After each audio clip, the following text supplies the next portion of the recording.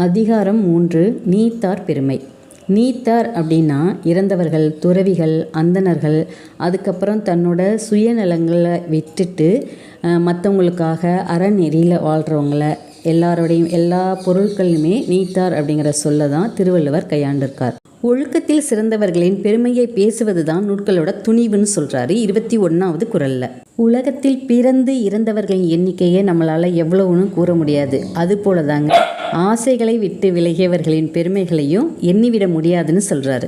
அறம் அறிந்து அதன் வழியில் நம்ம வாழ்க்கையை மேற்கொண்டோம் அப்படின்னா அதில் தீமைகள் இல்லாத நன்மைகள் மட்டுமே கிடைக்கும். அப்போ நன்மை அப்படின்னு சொன்னாவே நமக்கு பெருமை தான்.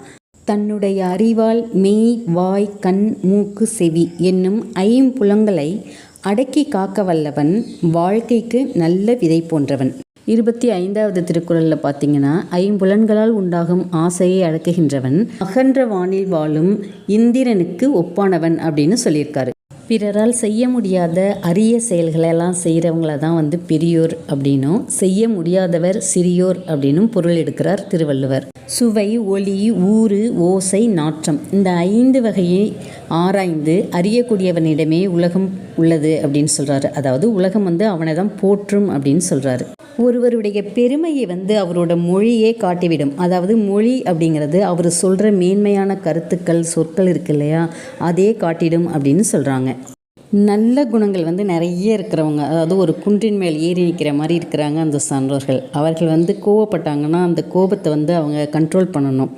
இல்லை அப்படின்னு சொன்னால் அவங்க கோபத்தில் முன்னாடி யார் நின்னாலும் அவங்களால அதை தாங்கவே முடியாது.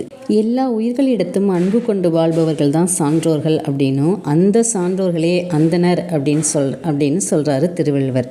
என்னுடைய வீடியோ பார்க்குற அத்தனை பேருக்கும் மிக்க மிக்க நன்றி. மறக்காமல் என்னை தொடர்ந்து கண்டினியூ பண்ணுங்கள். உங்களோட ஆதரவை எனக்கு தொடர்ந்து கொடுங்க. மறக்காமல் லைக் பண்ணுங்கள். இல்லை இந்த வீடியோ வேறு மாதிரி கொடுக்கலாம் அப்படிங்கிற ஐடியா இருந்துச்சு அப்படின்னு சொன்னால் அதையும் கண்டிப்பாக தெரியப்படுத்துங்க. லைக் பண்ணுங்கள். நன்றி, வணக்கம்.